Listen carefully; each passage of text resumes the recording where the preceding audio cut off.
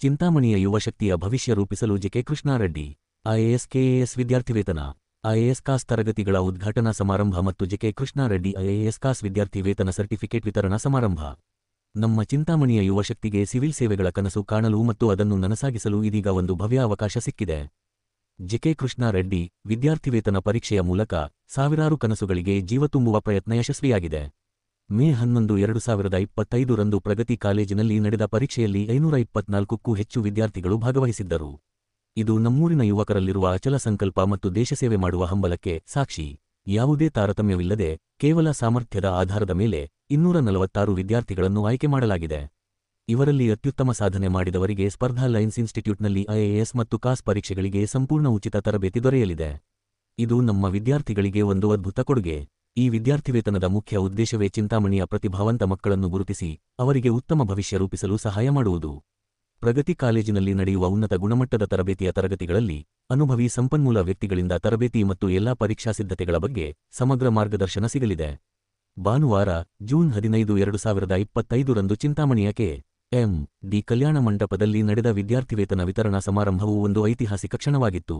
ಈ ಕಾರ್ಯಕ್ರಮಕ್ಕೆ ಗೌರವಾನ್ವಿತ ಅತಿಥಿಗಳಾಗಿ ಭಾರತದ ಸುಪ್ರೀಂ ಕೋರ್ಟ್ ಮಾಜಿ ನ್ಯಾಯಾಧೀಶರಾದ ಮಾನ್ಯ ನ್ಯಾಯಮೂರ್ತಿ ವಿ. ಗೋಪಾಲಗೌಡರು, ನಮ್ಮ ಸಂಸದರಾದ ಎಂ. ಮಲ್ವೇಶ್ ಬಾಬು, ಜಿ.ಎನ್. ವೇಣುಗೋಪಾಲ್ ಮತ್ತು ಸ್ಪರ್ಧಾ ಲೈನ್ಸ್ನ ನಿರ್ದೇಶಕಿ ಶ್ರೀಮತಿ ದೀಪಿ ಕೆ.ಬಿ. ಅವರು ಭಾಗವಹಿಸಿ ವಿದ್ಯಾರ್ಥಿಗಳನ್ನು ಅಭಿನಂದಿಸಿದರು. ಎಲ್ಲಾ ಆಯ್ಕೆಯಾದ ವಿದ್ಯಾರ್ಥಿಗಳಿಗೆ ತರಗತಿಗಳು ಜುಲೈ 2025 ರ ಮೊದಲ ವಾರದಿಂದಲೇ ಪ್ರಾರಂಭವಾಗಲಿವೆ. ನಿಮ್ಮ ಭವಿಷ್ಯವನ್ನು ಉಜ್ವಲಗೊಳಿಸಲು ಸಿದ್ಧರಾಗಿ. ಜೆಕೆ ಕೃಷ್ಣಾರೆಡ್ಡಿ ಮತ್ತು ಸ್ಪರ್ಧಾ ಲೈನ್ಸ್ನ ಈ ಮಹತ್ವಾಕಾಂಕ್ಷೆಯ ಯೋಜನೆಯು ಚಿಂತಾಮಣಿಯ ಯುವ ಪ್ರತಿಭೆಗಳನ್ನು ಗುರುತಿಸಿ ಅವರನ್ನು ರಾಷ್ಟ್ರದ ಸೇವೆಗೆ ಸಿದ್ಧಗೊಳಿಸುವಲ್ಲಿ ಮಹತ್ವದ ಪಾತ್ರ ವಹಿಸಲಿದೆ ಎಂದರು. ಪ್ರತಿಯೊಬ್ಬ ವಿದ್ಯಾರ್ಥಿಗೂ ಕೂಡ ನಂತರದಲ್ಲಿ ನನ್ನ ಹುಟ್ಟುಹಬ್ಬ ಆದರೂ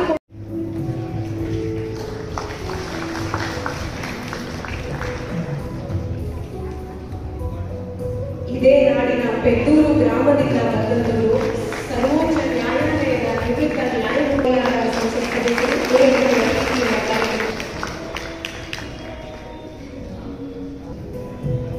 ಹಾಗೆ ಕಾರ್ಯಕ್ರಮದಲ್ಲಿ ನಮ್ಮ ಜಿ.ಎನ್.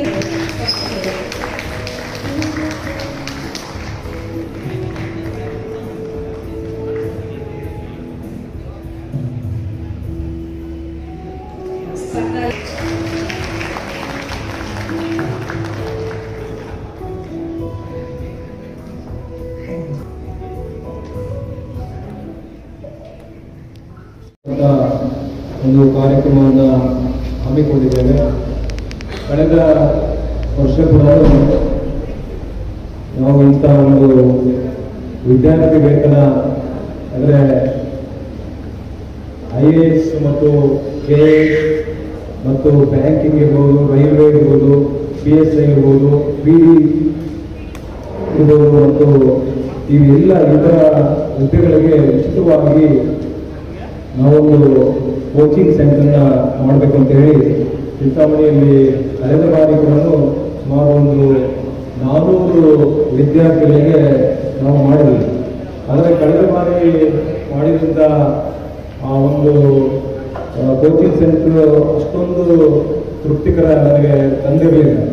ಆದರೆ ಈ ಬಾರಿ ನಾವು ಇವತ್ತು ಸ್ಪರ್ಧಾ ಲೈನ್ ಒಂದು ಸಂಸ್ಥಾಪಕರಲ್ಲಿ ಅವರ ಒಂದು ಸಹಯೋಗದೊಂದಿಗೆ ಇವತ್ತು ಈ ವರ್ಷ ಆದರೆ ಬಹಳ ವಿಭಿನ್ನವಾಗಿ ಆದರೆ ಪೂರ್ಣ ತರಬೇತಿ ಹೊಂದಬೇಕು ಅನ್ನುವಂಥ ಒಂದು ಕಾರ್ಯಕ್ರಮವನ್ನು ಹಮ್ಮಿಕೊಂಡು ಈ ಕಾರ್ಯಕ್ರಮವನ್ನು ಇವತ್ತು ಉದ್ಘಾಟನೆ ಮಾಡಬೇಕು.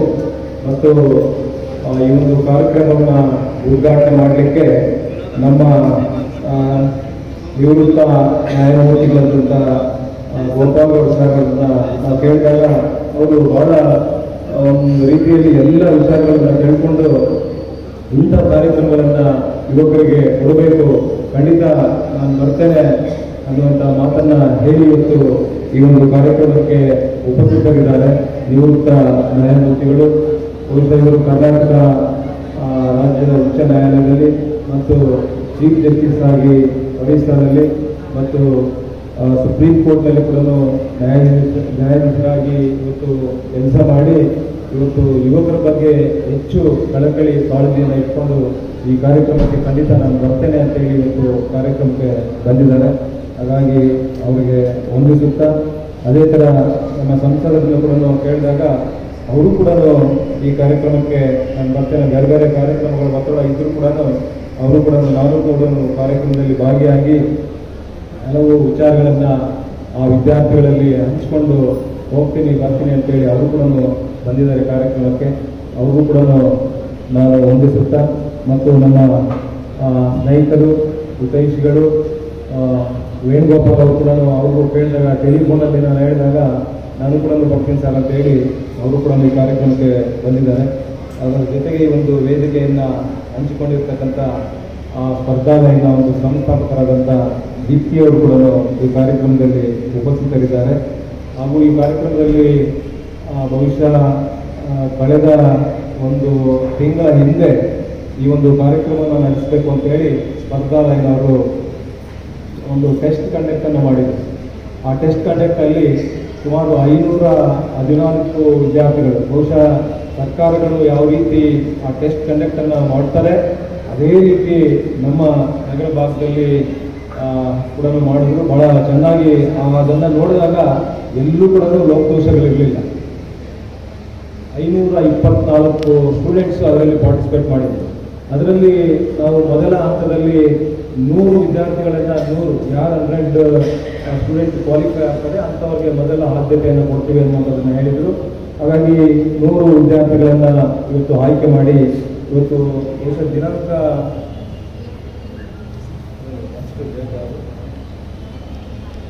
ಆ ತರಗತಿಗಳು ಆ ಕ್ಲಾಸಸ್ ಎಲ್ಲ ಪ್ರಾರಂಭ ಆಗುತ್ತೆ. ಪ್ರಗತಿ ಕಾಲೇಜಿನಲ್ಲಿ ಪ್ರಾರಂಭ ಆಗುತ್ತೆ. ಹಾಗಾಗಿ ಇವತ್ತು ಮೊದಲ ಹಂತದಲ್ಲಿ 100 ವಿದ್ಯಾರ್ಥಿಗಳಿಗೇನು ಆಯ್ಕೆ ಆಗಿದ್ದಾರೆ ಅವರೆಲ್ಲರೂ ಕೂಡ ಇದೇ ತಿಂಗಳು 26ನೇ ತಾರೀಕಿಂದ ಪ್ರಗತಿ ಕಾಲೇಜಿನಲ್ಲಿ ಪ್ರಾರಂಭ ಆಗುತ್ತೆ. ಇಲ್ಲಿ ಅವರು ಎಲ್ಲರೂ ಕೂಡ ಮಾತನಾಡ್ತಾರೆ. ಜೊತೆಗೆ ನಮ್ಮ ಸ್ಪರ್ಧಾಲಯದವರು ನನಗೆ ಇನ್ನೂ ಹೆಚ್ಚು ಅಭ್ಯರ್ಥಿಗಳಿದ್ದಾರೆ ಅನ್ನುವಂಥದ್ದನ್ನು ಹೇಳಿದ್ವಿ. ನಾನು ಹೇಳಿದೆ ಅವರಿಗೆ, ನಮ್ಮ ರಘು ಅವರು ಹೇಳಿದೆ, ನಾನು ಇದು 3 ತಿಂಗಳ ಕಾಲ ಇದು ನಡೆಯಲಿ, ಅನಂತರ ಮತ್ತೆ 100 ವಿದ್ಯಾರ್ಥಿಗಳಿಗೆ 2ನೇ ಹಂತದಲ್ಲಿ ಮತ್ತೆ ಅವರಿಗೆ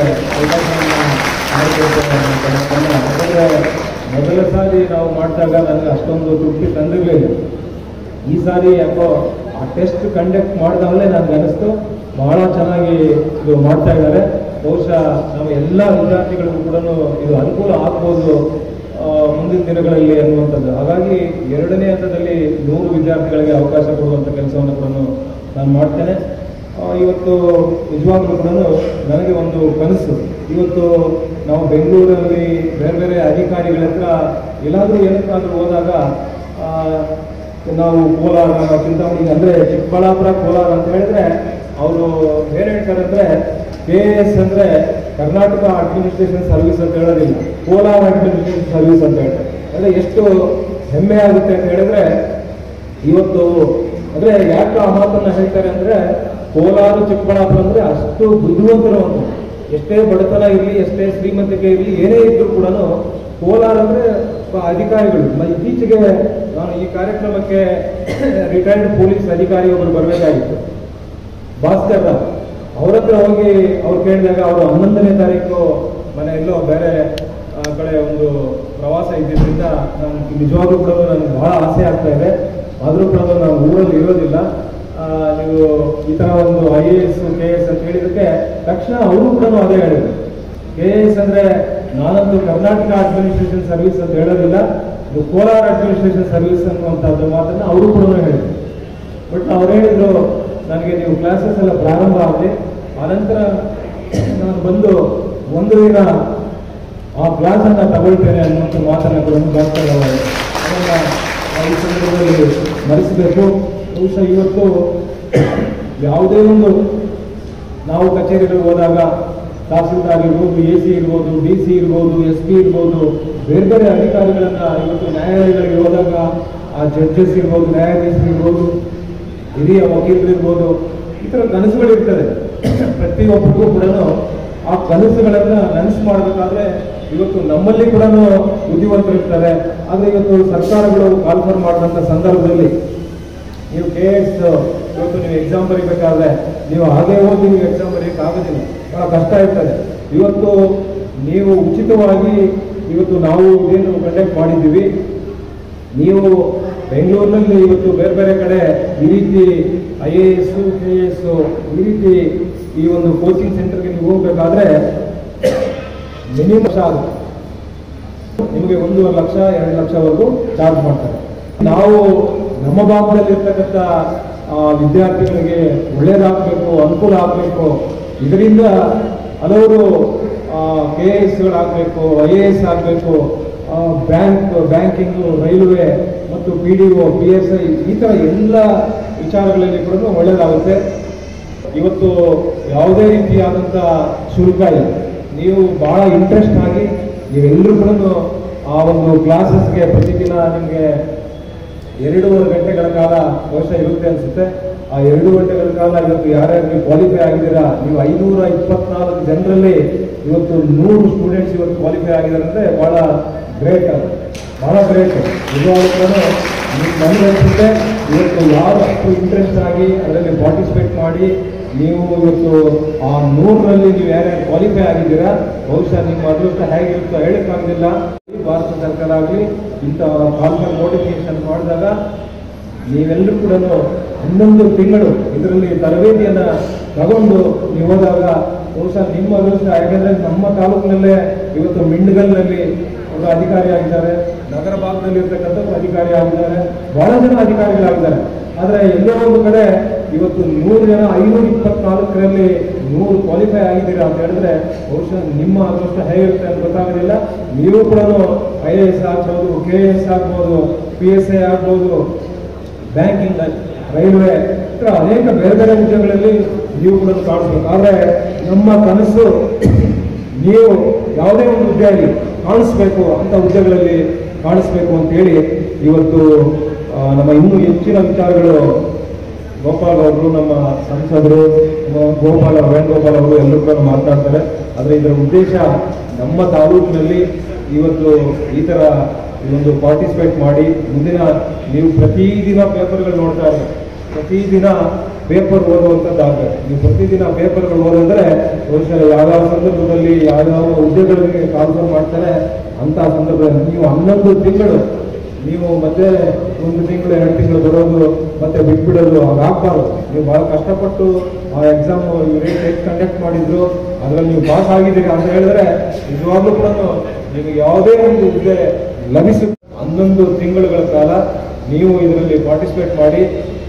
ಯಾಕೆಂದರೆ ಸ್ಪರ್ಧಾಲಯದವರು ಇವತ್ತು ಬಹಳ ಒಳ್ಳೊಳ್ಳೆ ಕಡೆ ಹೈದರಾಬಾದಿಂದ, ಮೆಡ್ರಾಸಿಂದ, ಬೇರೆ ಬೇರೆ ಕಡೆಯಿಂದ ಲೆಕ್ಚರರ್ಸ್ ಬರ್ತಾರೆ, ನಿಮಗೆ ಉಪನ್ಯಾಸವನ್ನು ಮಾಡ್ತಾರೆ. ಬೇರೆ ಬೇರೆ ಸಬ್ಜೆಕ್ಟ್ಸ್ ವೇರಿಯಸ್ ಸಬ್ಜೆಕ್ಟ್ಸ್ ಇರುತ್ತೆ. ಆದರೆ ನಿಮಗೆ ಇದರ ಅನುಭವ ಮುಂದಿನ ದಿನಗಳಲ್ಲಿ ಕಾಲ್ಫರ್ ಮಾಡಿದಾಗ, ಸರ್ಕಾರಗಳು ಕಾಲ್ಫರ್ ಮಾಡಿದಾಗ ಬೇರೆ ಬೇರೆ ಬ್ಯಾಂಕಿಂಗ್ ಇರ್ಬೋದು, ರೈಲ್ವೆ ಇರ್ಬೋದು, ಯಾವುದೇ ಹುದ್ದೆಗಳನ್ನು ಕಾಲ್ಫರ್ ಮಾಡಿದಾಗ ನಿಮಗೆ ಇದರಿಂದ ಹೆಚ್ಚು ಅನುಕೂಲ ಆಗುತ್ತೆ. ಅಂಥ ಹುದ್ದೆಗಳಲ್ಲಿ ನಮ್ಮ ಚಿಂತಾಮಣಿ ಅವರು ಕಾಣಿಸ್ಕೊಡ್ಬೇಕು ಅನ್ನುವಂಥ ಅಭಿಲಾಷೆ ನನಗಿದೆ. ಹಾಗಾಗಿ ಅದಾಗಲಿ ಅನ್ನುವಂಥ ಈ ಒಂದು ಸಂದರ್ಭದಲ್ಲಿ ಆ ಒಂದು ಇವತ್ತು ನಮ್ಮ ಕನಸುಗಳು ಏನಿದೆ, ನಮ್ಮ ಚಿಂತಾಮಣಿ ತಾಲೂಕಿನಲ್ಲಿ ಇವತ್ತು ಪಾರ್ಟಿಸಿಪೇಟ್ ಮಾಡಿರ್ತಕ್ಕಂಥವ್ರು ಎಲ್ಲರೂ ಕೂಡ ಅಂಥ ಹುದ್ದೆಗಳಲ್ಲಿ ಕಾಣಿಸ್ಕೊಳ್ಬೇಕಂದ್ರೆ ನೀವು 11 ತಿಂಗಳು ಅದರ ತರಬೇತಿಯನ್ನು ಪಡ್ಕೊಬೇಕು.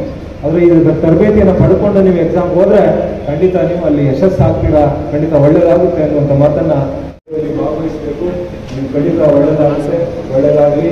ನಿಮ್ಮ ಕುಟುಂಬಗಳಲ್ಲಿ ಕೂಡ ತಂದೆ ತಾಯಂದಿರು ಬೇರೆ ಬೇರೆ ವಿಚಾರಗಳು, ಕನಸುಗಳನ್ನು ಹೊಂದಿರ್ತಾರೆ. ಆ ಕನಸುಗಳನ್ನು ಈಡೇರಿಸಬೇಕು ಅಂತ ಹೇಳಿದ್ರೆ ನಾವೆಲ್ಲರೂ ಕೂಡ 11 ತಿಂಗಳು ಇದರಲ್ಲಿ ಭಾಗವಹಿಸಬೇಕು ಅನ್ನುವಂಥ ಮಾತನ್ನು ಈ ಸಂದರ್ಭದಲ್ಲಿ ಹೇಳಿ, ಮತ್ತು ಇವತ್ತು ಸ್ಪರ್ಧಾಲಯನ್ಸ್ ಇವತ್ತು ಅವರ ಶಾಲೆಗಳಿಗೆ ಅವರು ಕೂಡ ಚೆನ್ನಾಗಿ ನಡೆಸ್ತಾರೆ. ಈ ಕಾರ್ಯಕ್ರಮ ಮಾಡಿಕೊಂಡಿದ್ದಾರೆ. ಒಂದು ಬಹಳ ಒಂದು ಕಡೆ ನನಗೆ ಖುಷಿ ಆಗ್ತಾ ಇದೆ, ಮತ್ತು ಒಂದು ಕಡೆ ಯುವಕರಿಗೆ ಏನು ಅವಕಾಶ ಮಾಡಿಕೊಡ್ತಾ ಇದ್ದಾರೆ. ಇದು ನಿಮಗೆ ನನ್ನ ಸ್ವಂತವಾಗಿ ನಾನು ನಿಮಗೆ ಥ್ಯಾಂಕ್ಸ್ ಹೇಳಕ್ಕೆ ಇಷ್ಟಪಡ್ತೀನಿ, ಧನ್ಯವಾದಗಳು ಹೇಳಕ್ಕೆ ಇಷ್ಟಪಡ್ತೀನಿ. ಯಾಕಂದರೆ ಡಿಗ್ರಿ ಆದರೆ 96-97 KS ಎಕ್ಸಾಮ್ ಬಂದೆ ನಾನು. 2 ಸತಿ ಸೆಲೆಕ್ಟ್ ಆದೆ. ಇಂಟರ್ವ್ಯೂವರೆಗೂ ಹೋದೆ. ಇಂಟರ್ವ್ಯೂವಲ್ಲಿ ನಿಮಗೆ ಗೊತ್ತು ಏನೇನು ನಡೆಯುತ್ತೆ ಅಂತ. There are lot of permutations, combinations in the interviews. Reservation ಎಲ್ಲ ಬೇರೆ ಬೇರೆ ಅದಕ್ಕೆ ಗೊತ್ತಾಗುತ್ತೆ. ನೀವು ಎಕ್ಸಾಮ್ ಇಂಟರ್ವ್ಯೂ ಬರೆಯೋಕ್ಕೆ ಹೋದಾಗ ನಿಮಗೆ ಇಂಟರ್ವ್ಯೂ ಅಟೆಂಡ್ ಮಾಡೋವಾಗ ಗೊತ್ತಾಗುತ್ತೆ ಅಂತ ಒಂದು ವಿಚಾರದಲ್ಲಿ. ಆವಾಗ ನಮ್ಮ ಬಾಬಾ ಅವರು ಡೆಲ್ಲಿಗೆ ಹೋಗು UPSC ಬರೀ ಇಂತಹ ಪ್ರಾಬ್ಲಮ್ಸ್ ಇರಲ್ಲ ಅಂತ ಹೇಳಿದ್ರು. ಡೆಲ್ಲಿಗೆ ಹೋಗೋಕ್ಕೆ ನಾನು ಹಿಂದೆ ಹೋದೆ. ಯಾಕಂದರೆ ಆವಾಗ ನಾನೇ ಒಂದು 3 ವರ್ಷ ಹಿಂದೆ ನಮ್ಮ ತಂದೆ ತೀರೋಗಿದ್ರು. ನಮ್ಮ ಭಾವ ಮತ್ತು ಅಕ್ಕ ವೆಸ್ಟ್ ಬೆಂಗಾಲ್ ಹೋಗಿದ್ರು ಕೆಲಸ ಇದರಲ್ಲಿ. ಯಾಕೆ ಅವರು ಒಂದು IAS officer, West Bengal cadres ಇದ್ದರು. ನಮ್ಮ ಅಣ್ಣ ಪೈಲಟ್ ಆಗಿದ್ರು, ಅವರು ಹೈದರಾಬಾದ್ ಹೋಗಿದ್ರು. ಸೊ ಇಲ್ಲಿ ಯಾರೂ ಇಲ್ಲ, ನಾನೇ ಇರಬೇಕು ಅಂತ ಒಂದು ರೀಸನ್ ಕೊಟ್ಟೆ. ಆ ರೀಸನ್ ಇವತ್ತು ನಾನು ಅಂದ್ಕೊಳ್ತಾ ಇದ್ದೀನಿ, ಅದು ತಪ್ಪು. ಏನು ಮಾಡಿದೆ ನಾನು?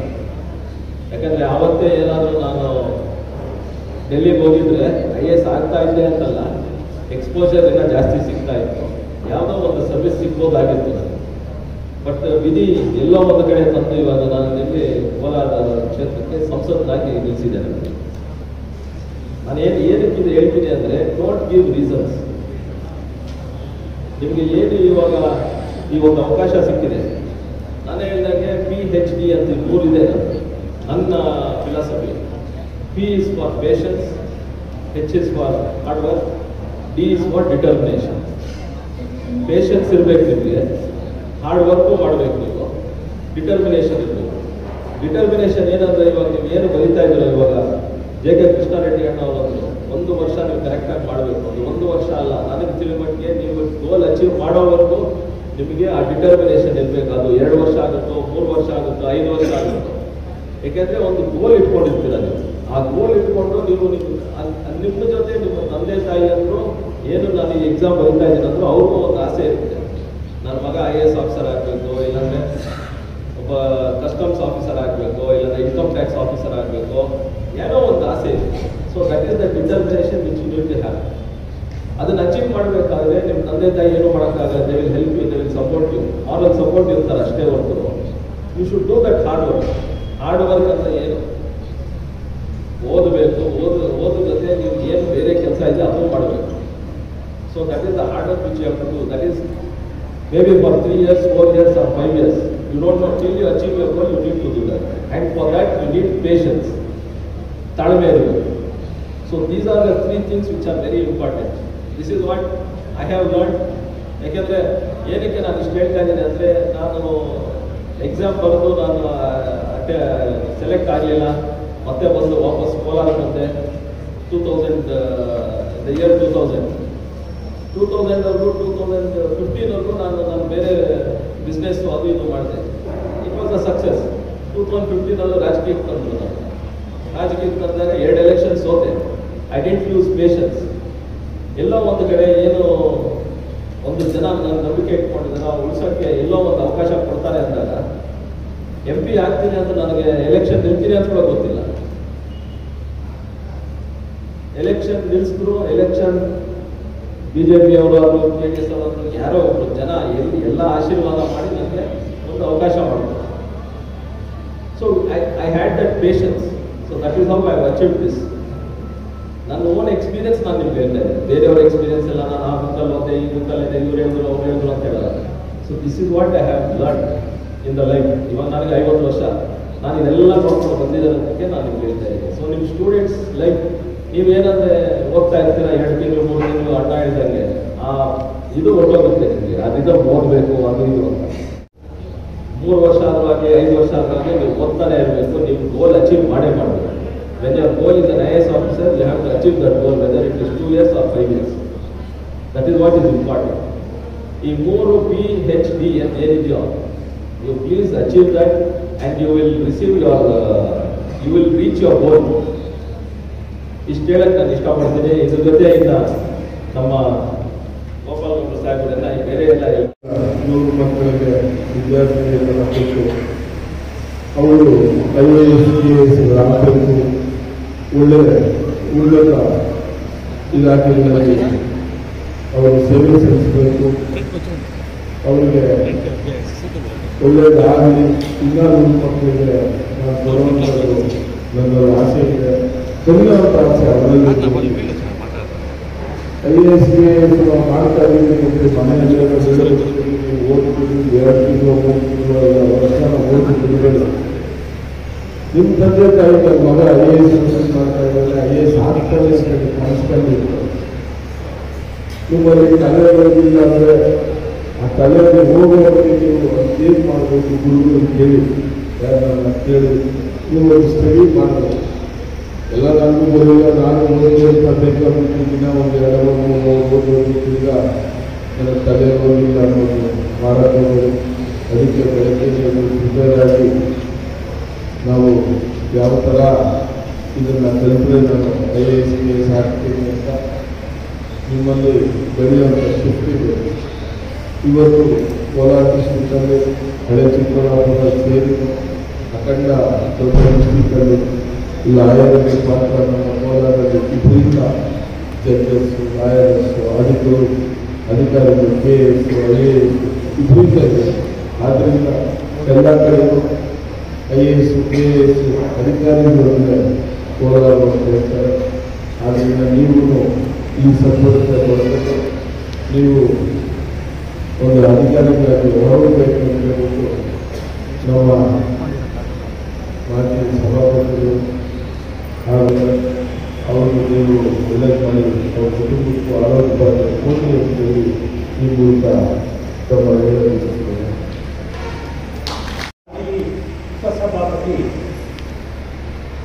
ಈ ದೇಶದ ಯುವ ಪೀಳಿಗೆಯ ಬಗ್ಗೆ ಗಮನ ಹರಿಸಿ ವಿದ್ಯಾರ್ಥಿ ವೇತನ ನೀಡಿ ಯುವಕರನ್ನ ಉತ್ಕೃಷ್ಟವಾಗಿರ್ತಕ್ಕಂತಹ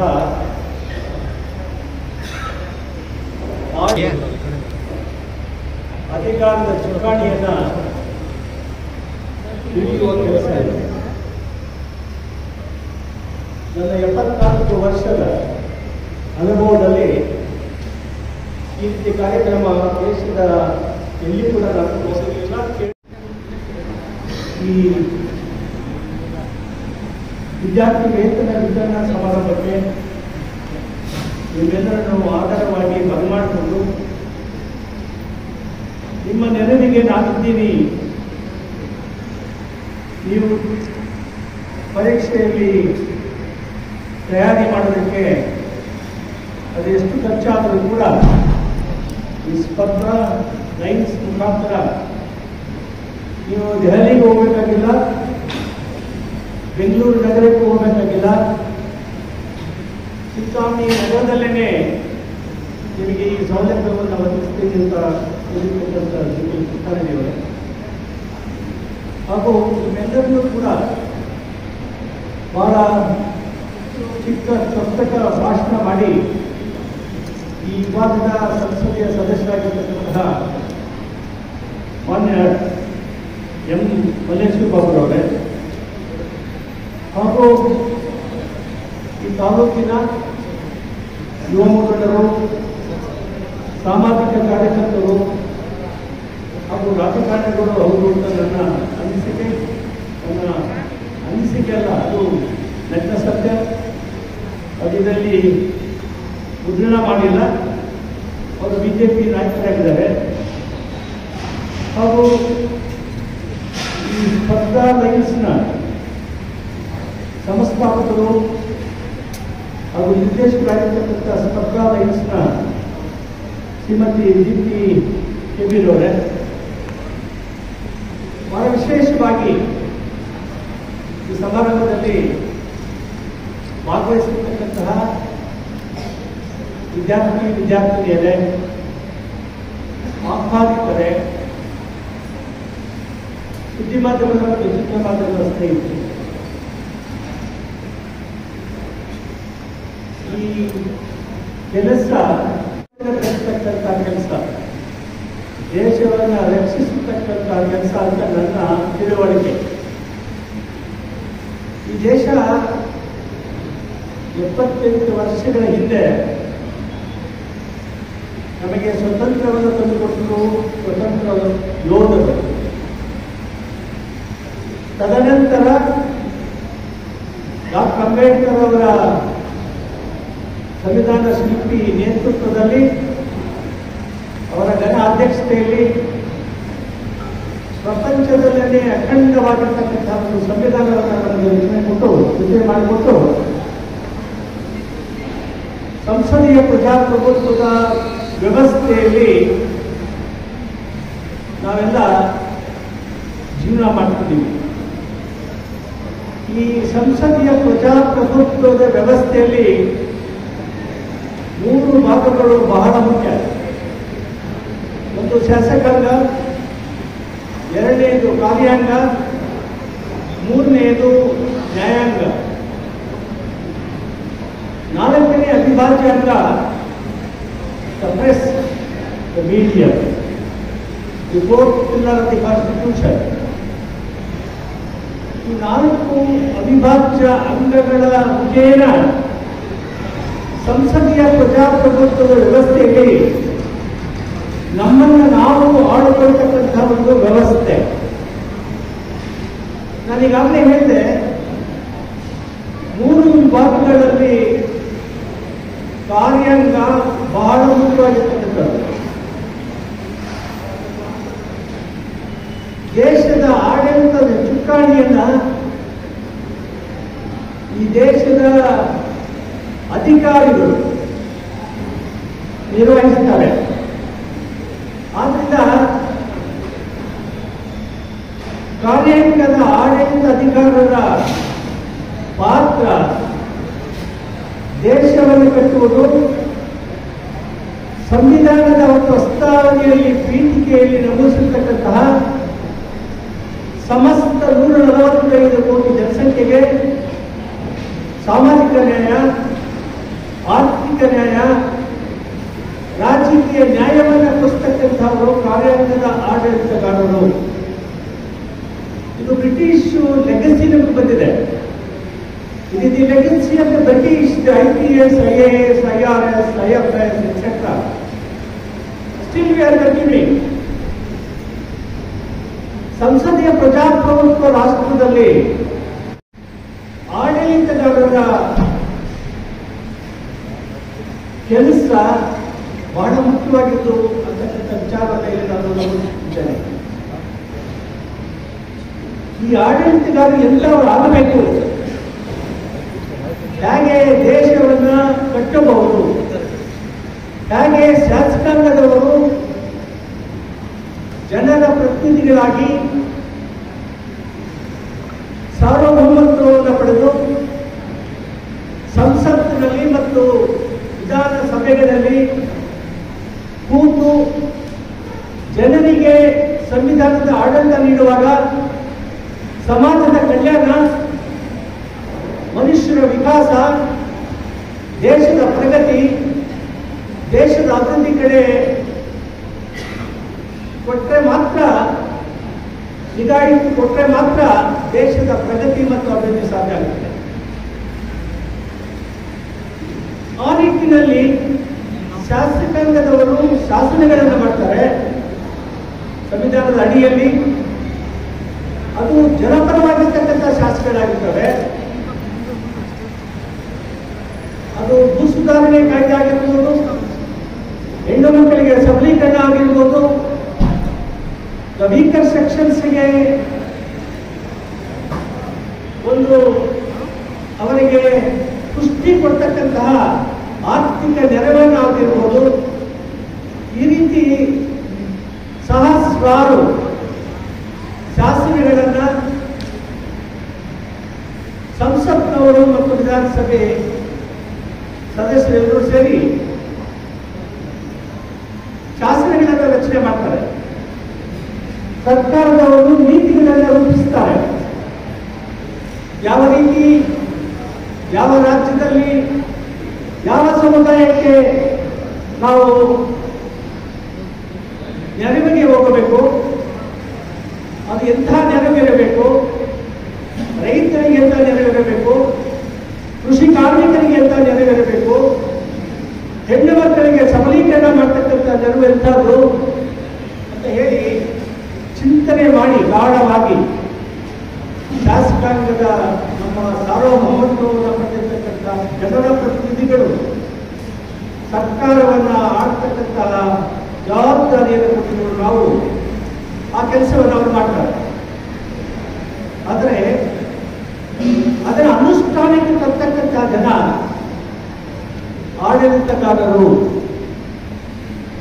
ವಿ.ಪಿ. ಸಿಂಗ್ ಒಂದು ಮಾತನ್ನು ಹೇಳಿದ್ರು, ಮಾಜಿ ಪ್ರಧಾನಮಂತ್ರಿ. ನಾನು ವಕೀಲನಾಗಿದ್ದಾಗ ನಮ್ಮ ಉಚ್ಚ ನ್ಯಾಯಾಲಯಕ್ಕೆ ಅವರನ್ನ ಬರಮಾಡಿಕೊಂಡಿದ್ರು. ಅವರು ಬ್ಯಾಕ್ವರ್ಡ್ ಕ್ಲಾಸ್ ಕಮಿಷನ್ ಅನುಷ್ಠಾನಕ್ಕೆ ತಂದರು ಇಂದೂರು ಸಹಾನಿ ಕೇಸ್ನಲ್ಲಿ 93ನೇ ಇಸ್ವಿಯಲ್ಲಿ. ಅದು ಮೂಲೆ ಗುಂಪಿಗೆ ಬಿದ್ದಿತ್ತು ಇದು backward class commission report. VP. Singh ಅವರು ಹೇಳಿದ್ರು, ನಾನು ಈ ದೇಶದ ಪ್ರಧಾನಿ, ನನ್ನ ಸರ್ಕಾರ ಜನಪರವಾಗಿರ್ತಕ್ಕಂಥ ಶಾಸನಗಳನ್ನು ಮಾಡಿದ್ದೀನಿ, ನೀತಿಗಳನ್ನು ರೂಪಿಸಿದ್ದೀನಿ, ಆದರೆ ಜನರಿಗೆ ಮುಟ್ಟುತ್ತಾ ಇಲ್ಲ. ಜನರಿಗೆ ವೈದ್ಯಕೀಯ ಬಯಸುತ್ತಿದ್ದೇನೆ. ಯಾಕೆ ಹೇಳ್ತಿದ್ದೀನಿ ಅಂತ ನೀವು ಕೇಳಬಹುದು. ಈ ದೇಶ 145 ಕೋಟಿ ಜನಸಂಖ್ಯೆ. ಚೈನಾ ದೇಶದಲ್ಲಿ ಅತಿ ಹೆಚ್ಚಿನ ಜನಸಂಖ್ಯೆ ಪ್ರಪಂಚದಲ್ಲಿ. ಚೈನಾ ದೇಶ ಸಂಸದೀಯ ಪ್ರಜಾಪ್ರಭುತ್ವ ಅಲ್ಲ, ಅಲ್ಲಿ ಪ್ರಜೆಗಳ ಪ್ರಜಾಪ್ರಭುತ್ವ. ಚೈನಾ ದೇಶದಲ್ಲಿ, ಕಮ್ಯುನಿಸ್ಟ್ ಕಂಟ್ರಿಯಲ್ಲಿ. ನಮ್ಮ ದೇಶದಲ್ಲಿ ಸಂಸದೀಯ ಪ್ರಜಾಪ್ರಭುತ್ವ. ಜನರಿಂದ ಜನರಿಗಾಗಿ ಜನರಿಗೋಸ್ಕರ ಆಯ್ಕೆಯಾಗ್ತಕ್ಕಂಥ ಒಂದು ವ್ಯವಸ್ಥೆ. ಬಹುಮತೀಯ